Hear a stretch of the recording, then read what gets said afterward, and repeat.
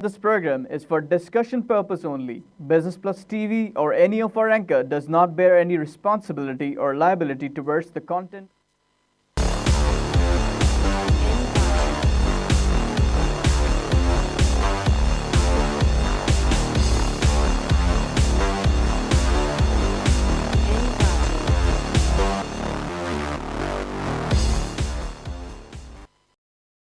This is Business Plus broadcasting live from Karachi, Pakistan. You're watching Tips of the Trade. I'm your host Tariq Khan Javed.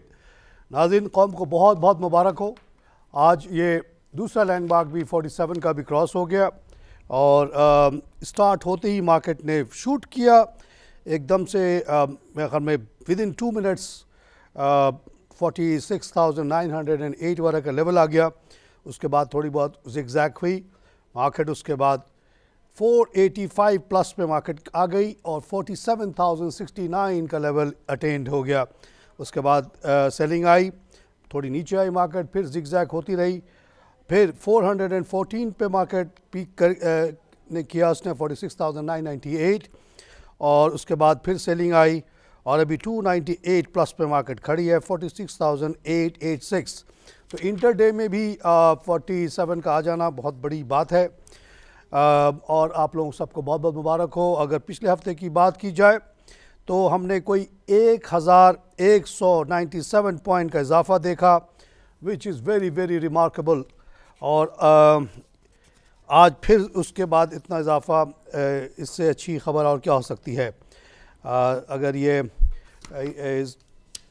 ये इतनी बड़ी gain आप लोगों को बहुत कम दुनिया में नज़र आती है और ये मैं पूरी दुनिया घूम के आया हुआ हूँ, उसके बेस पे कहता हूँ कि this is the best performing market. 2009 में जब मैं आया तो 5,000 की मार्केट थी, बहुत डिप्रेशन था, लोग कह रहे थे कि मुल्क ख़त्म हो रहा है, तबाह हो रहा है, टूट जाएगा, ये हो जाएगा, वो हो जाएगा। मैंने कहा तुम लोगों को ऐसा बिल्कुल ना बोलो, अल्लाह को बुरा लगता है, ये अल्लाह ने बनाया मुल्क कैसे ख़त्म हो जाएगा, क्यों टूट जाएगा, ये तो सुपर पावर बनेगा।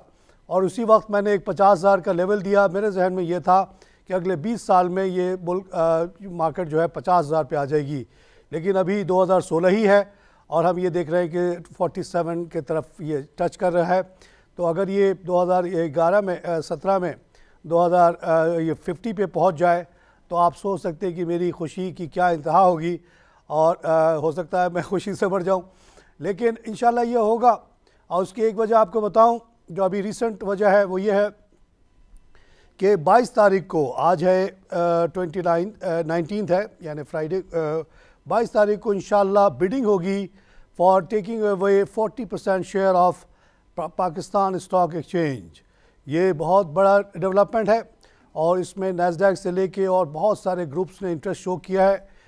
एक ग्रुप ने पूरे के पूरे 40% का मांगा है, बाकियों ने कम कम मांगा है। तो ऐसा हो सकता है कि 2-3 मिल के ले लें। कोई भी ग्रुप जो 22% से ज़्यादा शेयर ले लेगी उसको ये हक़ दिया जा सकता है कि वो मैनेज करे। तो नैस्डैक अगर 22 लेता है, बाकी लोग और लेते हैं, तब भी नैस्डैक को हम दे सकते हैं to manage the stock exchange. Nasdaq जो है वो एक हाई टेक इंडेक्स है अमेरिका का, जिसमें तमाम जो नॉन टेंजिबल कंपनीज़ होती हैं, जैसे कि माइक्रोसॉफ्ट है या सिस्को है या इस तरह की कंपनियां वहाँ पे रिप्रेजेंट होती हैं। हमारे यहाँ अगर आप उस चीज़ का इक्विवेलेंट देखें तो नेटसॉल है या TRG है, इस तरह की कंपनियां वहाँ पे वो मैनेज करते हैं। मगर उनके पास बड़े ज़बरदस्त प्रोडक्ट्स हैं, बहुत ज़्यादा उनके पास प्रोडक्ट्स हैं। वो अगर आएंगे तो यहाँ पे एक नया बॉल गेम शुरू हो जाएगा। आइए एक लाइव कॉल से बात करें। हेलो हेलो नैस्डैक, ये हेलो वालेकुम जनाब। सिल्क बैंक के बारे में पूछ। कौन सी? Silk Bank. सिल्क बैंक, आपके पास कितने लाख हैं? आपके पास जी कितने लाख शेयर्स हैं आपके पास? लाख शेयर है। आए 3 लाख। कितने? 3 लाख। माशाल्लाह माशाल्लाह, बहुत मुबारक हो आपको जी। आपने 3 लाख ख़रीदा। आप बड़े आदमी हैं, हम छोटे आदमी हैं, हम आपसे क्या बात करें। आपको बहुत मुबारक हो जी। नाज़रीन, ये जो अगर ये डीम्यूचुअलाइजेशन का प्रोसेस कंप्लीट होगा, यानी कि 40% शेयर बिक जाएगा, तो उसके बाद क्या होगा कि मैनेजमेंट चेंज होगी और इस सिर्फ एक्शन की वजह से अगर इसको नैस्डैक टाइप की या अच्छी कोई ग्रुप ले लेता है कामयाबी से, तो इसकी वजह से मैं समझता हूँ कि 2000 पॉइंट का इजाफा एक एडिशनल हो सकता है इस लेवल पे हमारे। आप आज ही मैंने फिर से लिखा कि 28 अक्टूबर को ये मार्केट 40,000 पे थी और बड़े बड़े पंडित, हमारे यहाँ तो एक से एक पंडित बैठे हुए हैं, क्या सुकरात, क्या बुकरात, क्या अरस्तु, एक से एक बुकरात बैठे हुए हैं। रोज़ शाम को उनका काम यही है, उनकी रोज़ी रोटी इस पे चलती है। मेरी रोज़ी रोटी इस बोलने पे नहीं चलती है, गारंटी देता हूँ आपको। मेरे पास दूसरे एसेट्स हैं, वहाँ से मेरी कमाई आती है।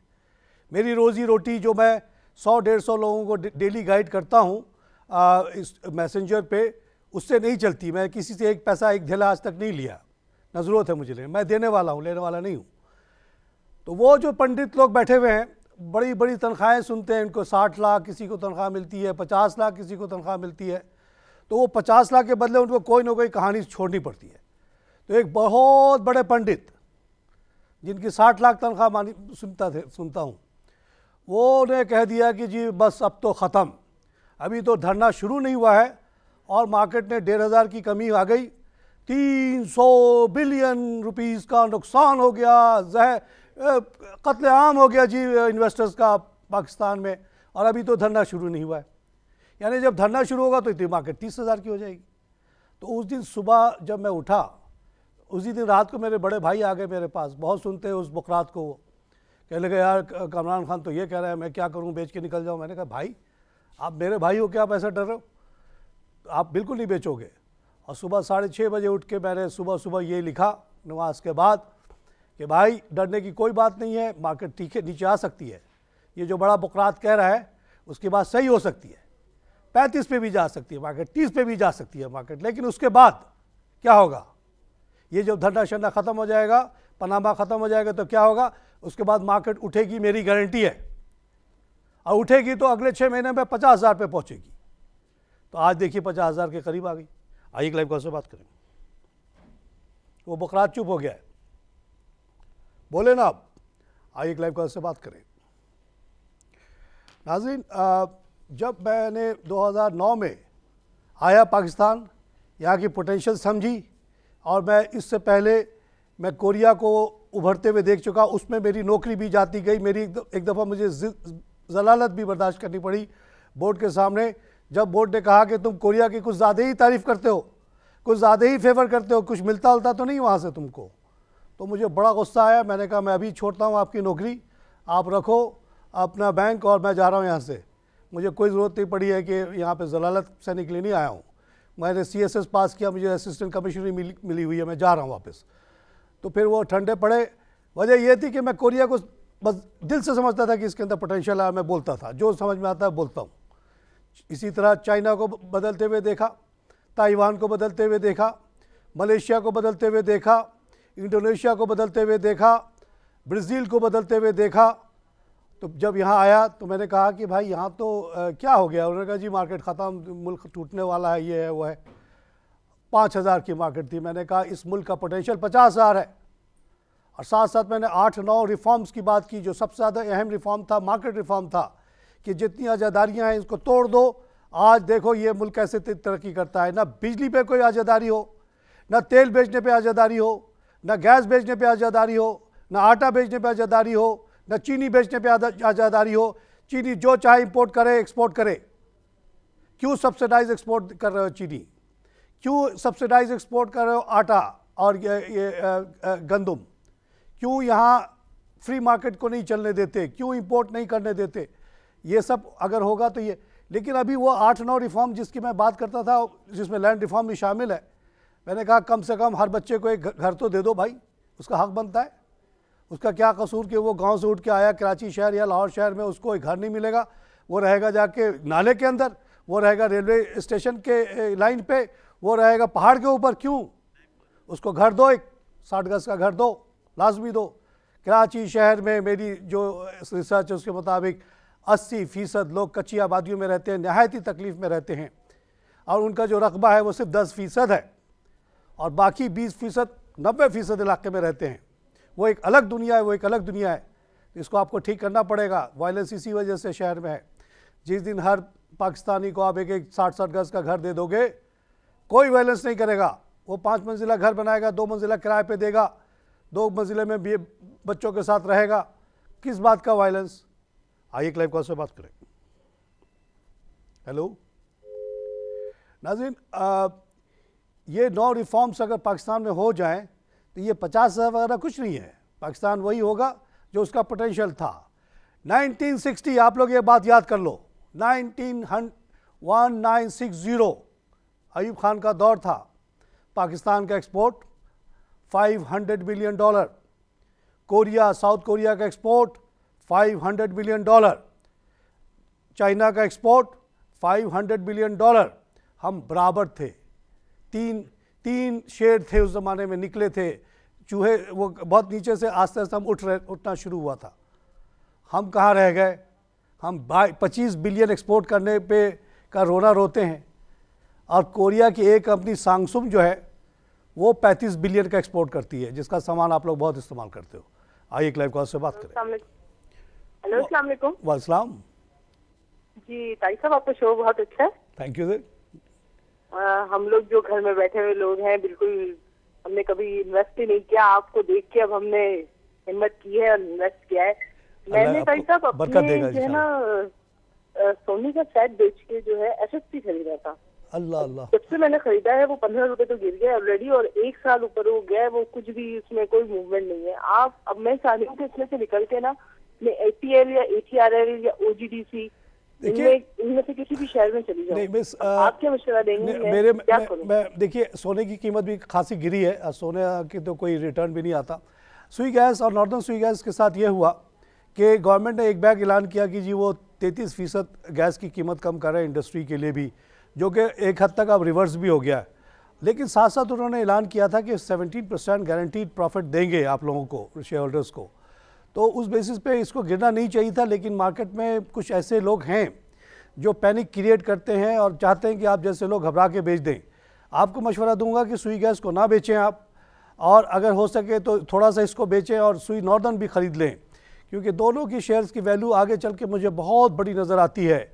ये 2 कंपनी है जो अंडर ट्रेड करती है। अंडर ट्रेड वो होता है कि अगर आप 100 माल बेच सकते हैं, लेकिन क्योंकि आपके पास माल ही नहीं है तो आप 50 बेचते हैं, इसको अंडर ट्रेडिंग कहा जाता है। तो ये अंडर ट्रेडिंग कंपनी है। जिस दिन ये फुल ट्रेडिंग पे आएगी, इसका पोटेंशियल बहुत ज़्यादा है। आप अपने सोने की वो ना करें। ये शेयर इंशाल्लाह आपको बहुत मुनाफा दे के जाएगा इन ड्यू कोर्स। आपने कौमी कंपनी में पैसा लगाया, you are very safe hand. नाज़रीन, यहाँ पे लूँगा छोटी सी ब्रेक।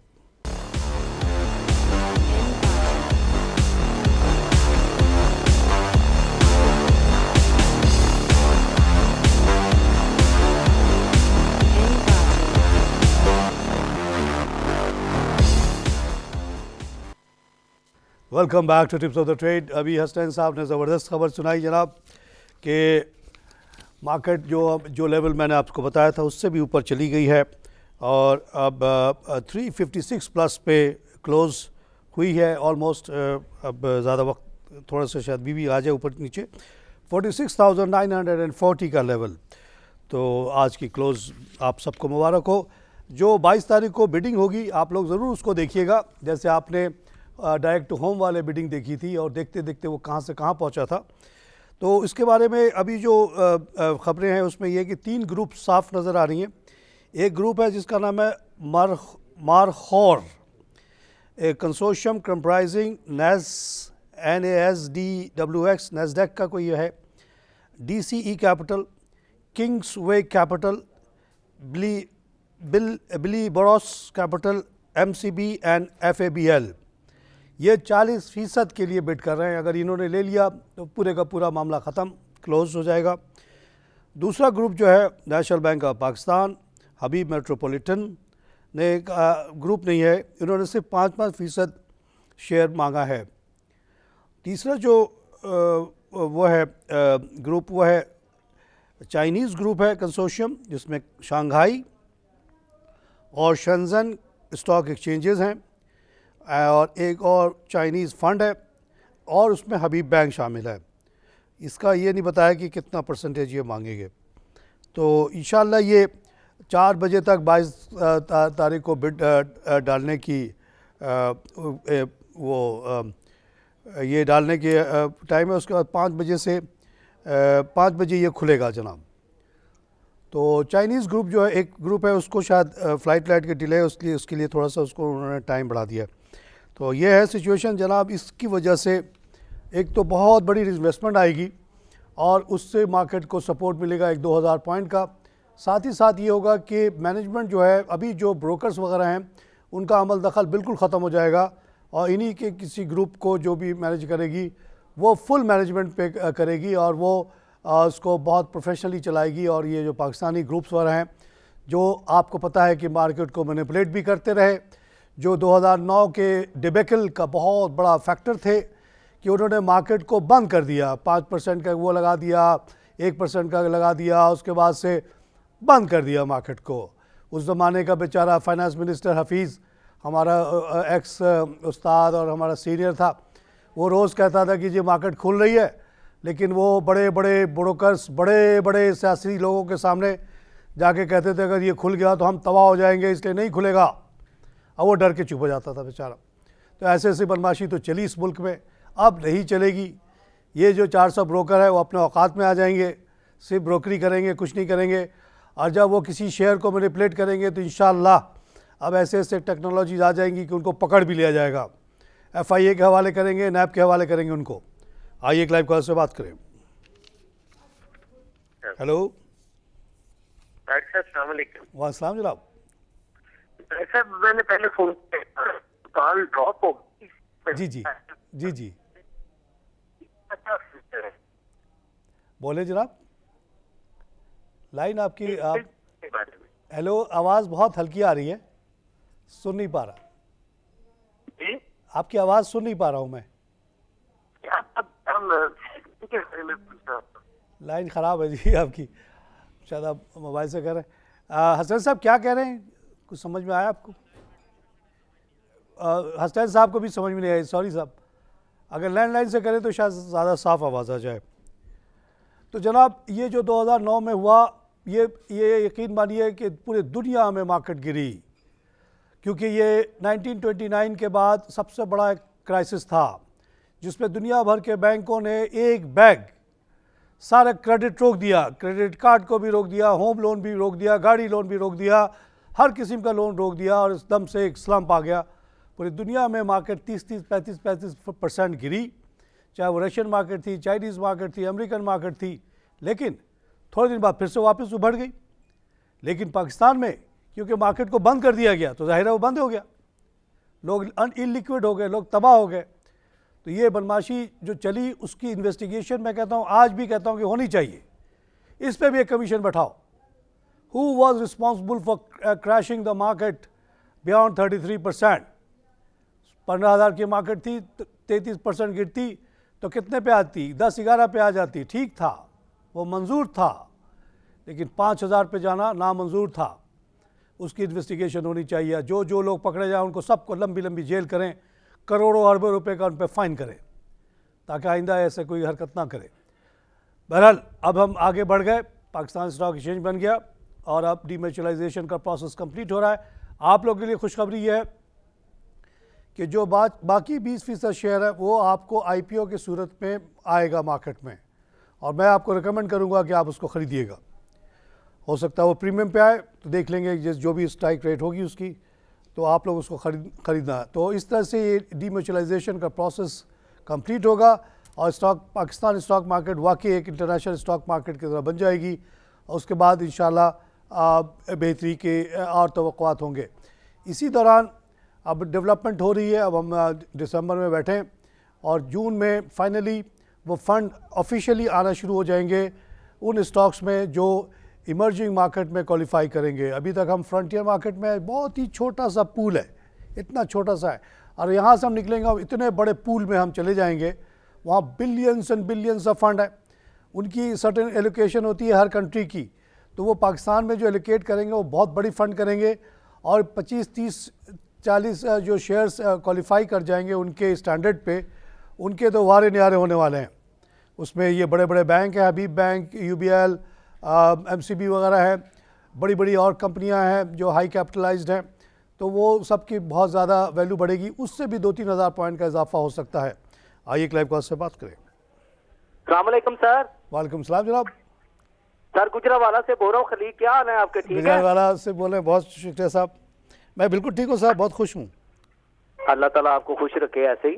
तो मैंने बीओपी के बारे में पूछा था, आपने कहा था फारिग है, अब मैंने गुस्से में लिया आज। गुस्से में ले लिया? यकीन करें मुझे बड़ा गुस्सा था, कोई शेयर कोई हमारी ना हो उधर की उधर थी इन्वेस्टमेंट, लेकिन आज जब बढ़ना शुरू हुआ तो मैंने ले लिया। मैंने कहा चलो अल्लाह वारिस है। चले ठीक है जी, आपको मुबारक हो, सिल्क वाले को भी मुबारक हो, बीओपी वाले को भी मुबारक हो। अल्लाह करे उनकी बात सही हो जाए और ये शेयर्स बहुत अच्छे हो जाए, हमें खुशी होगी। नाज़रीन, आज के जो वॉल्यूम लीडर्स हैं उनमें पावर सीमेंट सबसे टॉप पे है, 23.8 मिलियन का काम हुआ इसमें, और ये 88 पैसा बढ़ के 14.37 का हो गया। आज भी कोई साहब इसके बारे में पूछ रहे थे। अच्छा नाज़रीन, एक बड़ी इंटरेस्टिंग बात बताऊं कि आजकल जो लगता है कि लोगों ने हंसी मजाक शुरू कर दिया मेरे साथ। एक खातून है, उन्होंने लिखा आपसे कुछ पूछना है। मैंने कहा पूछे। पूछने लगी ये बताइए कि आप कैसे बताते हैं कि कौन सा शेयर ऊपर जाएगा कौन सा नीचे जाएगा। तो उनको मैंने जवाब लिखा, ये बहुत ही कॉम्प्लिकेटेड इशू है और इसको एक्सप्लेन करने में घंटों क्या महीनों लग सकते हैं। अब मेरे पास आपको बताने के लिए टाइम नहीं है। इसी तरह 2-4 लोग पीछे वीकेंड में लगे रहे कि करेक्शन कब आ रहा है। मैंने कहा करेक्शन किसने कह दिया करेक्शन आ रहा है? कह रहे करेक्शन कब आ रहा है, लोगों ने बताया कि करेक्शन आ रहा है, हम इंतज़ार करें कि करेक्शन आए तो हम सस्ते में शेयर खरीदें। तो मैंने कहा, एक को तो मजाक में लिखा कि बहुत बड़ी करेक्शन आ रही है, तुम भाग जाओ मार्केट छोड़ के। तो हो सकता है वो आज बंदा निकल गया होगा मार्केट से। और दूसरे को मैंने लिखा कि भाई क्यों करेक्शन आएगा, और करेक्शन अगर 2-3 हज़ार का आ भी जाए, जो मार्केट 28 अक्टूबर को 40 हज़ार पे थी, आज अगर 47 पे खड़ी है, तो अगर उसमें से 2 हज़ार कम भी हो जाए तभी तो वो तो फिर आप कहोगे कि मुनाफे में घाटा हो गया।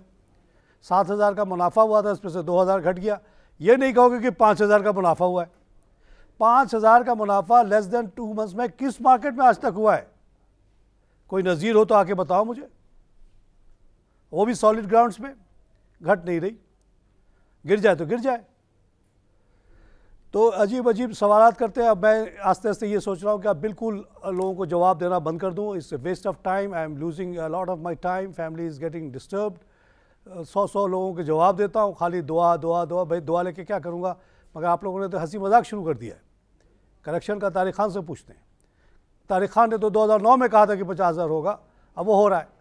हाँ, वो अलग बात कि मैंने सोचा था कि 20 साल में होगा, 20 साल के बजाय 12 साल में हो गया, तो हो गया, अच्छी बात है, खुश हो जाओ।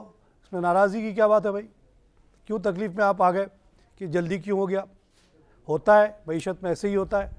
कोरिया का मुझे बहुत अच्छी तरह याद है कि 1984 तक उस मुल्क की हालत बहुत ही ख़राब थी। 40 बिलियन का डेट हो गया था, 6 बिलियन का एक्सपोर्ट, 12 बिलियन का इंपोर्ट, और हमारे बैंक के अंदर ही कुछ लोग कहने लगे कि ये तो मुल्क गया। और हमने बहुत बड़ी इन्वेस्टमेंट कोरिया में कर दी थी, बैंकों को भी लिमिट दिया हुआ था, साथ साथ तमाम ये सैमसंग और जितनी कंपनियों के आप नाम सुनते हैं, हुंडई, उनको बहुत बड़े बड़े लोन दे दिए थे कंसोर्शियम के ज़रिए। तो हमें ये हुआ कि अब तो क्या होगा, लेकिन हालात जब बदलते हैं बेहतरी की तरफ तो बिल्कुल बदलते चले जाते हैं। खूबसूरती है, अल्लाह की तरफ से ही होता है शायद। कि 85 में ये हुआ कि तेल की कीमत घटना शुरू हुई और ये गिरते गिरते $8 पे आ गई। कहाँ 40 की थी, 8 पे आ गई। तो कोरिया का जो सबसे बड़ा इंपोर्ट बिल था वो तेल था, उसकी इतनी वैल्यू कम हो गई कि उसका जो है इंपोर्ट बिल बहुत छोटा हो गया। उसी दौरान वो एक सर्टेन स्टेज पे पहुँचे थे कि अब जाली और सस्ती माल बनाने के बजाय उन्होंने सोचा कि क्यों ना हम अब सीरियसली काम करें, दुनिया हमें सीरियसली नहीं ले रही है। उनकी एक कंपनी थी, उसका नाम था गोल्ड स्टार, जिसकी एजेंसी हमारे कस्टमर के पास थी जब मैं ABN AMRO में था। वो बहुत ही घटिया किस्म का टीवी बना के भेजते थे, थोड़े दिन में ख़राब हो जाता था। फिर उस गोल्ड स्टार को उन्होंने LG में कन्वर्ट किया और स्टैंडर्ड अपना बढ़ा दिया। उसी के बाद हमने देखा कि कोरियन गाड़ियाँ भी बिकना शुरू हो गई, टीवी भी बिकना शुरू हो गया, हर चीज़ बिकना शुरू हो गया।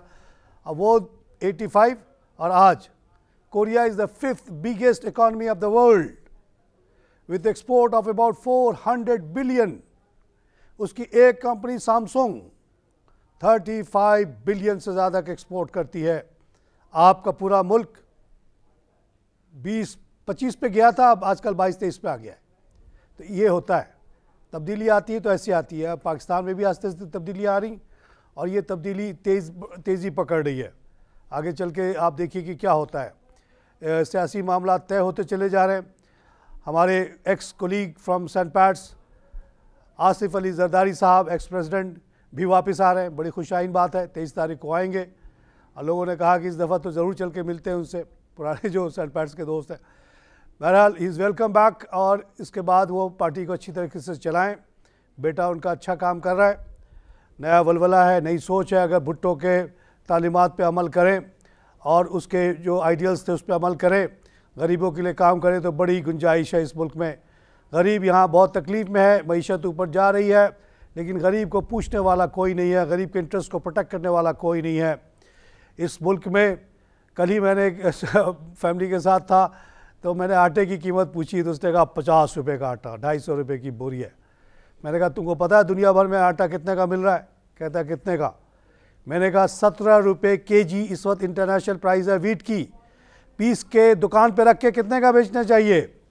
तो दुकानदार का जो वालिद साहब थे उन्होंने कहा साहब 21-22 से ज़्यादा का नहीं होना चाहिए, आप मुझे 17 रुपये का गंदम ला के दो, मैं इसी शहर में 23-24 रुपये का बेचता हूँ आटा, अपना आटा ब्रांड निकालता हूँ।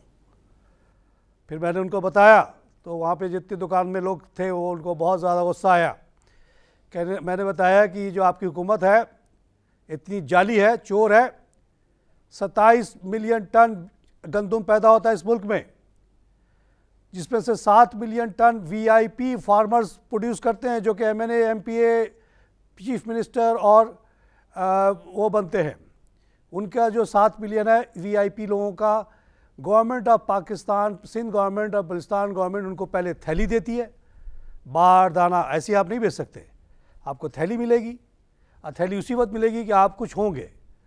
तो थैली मिल जाएगी तो आप लेके जाएं और अपना गंदम भर के लाएं, और जो गवर्नमेंट का इदारा है पास्को उसको दे दें, तो वो आपको 33 रुपये के हिसाब से पेमेंट मिल जाएगी। हाँ, अगर एक आम आप किसान है, जैसे मेरे पास भी थोड़ी ज़मीन है, तो अगर मैं ले बेचने जाऊंगा तो मैं रोड के ऊपर लेके आऊँगा, वहाँ कोई ताजिर खड़ा होगा तराजू लेके, और वो रेट लगाएगा ऐसे ही 20, 22, 18 जितना मैं छोड़ दूँ। पिछले साल की मेरी सजावट से लेके लैया तक की रिपोर्ट है, 18 से 22 पे बिका। पूरे मुल्क के आम लोगों ने 20 मिलियन टन बेच दिया, 18 से लेके 22 पे। VIP फार्मर्स ने बेचा 33 पे। और वही 33 के बेसिस पे गवर्नमेंट जो है आगे जब पिसने वालों को देती है तो और ज़्यादा रेट पे देती है, ये नहीं कहती कि और 20 मिलियन जो है 18 पे लिया गया। नाज़रीन, प्रोग्राम का वक्त ख़त्म हो रहा है। हसनैन साहब और कुछ 354 प्लस थोड़े से फ़र्क आया, 938 2 पॉइंट कम हो गया। नाज़रीन, 46,938 पे क्लोज़ हो गई मार्केट, 354 के इजाफे के साथ। इसी के साथ इजाज़त चाहूँगा, खुदा हाफ़िज़।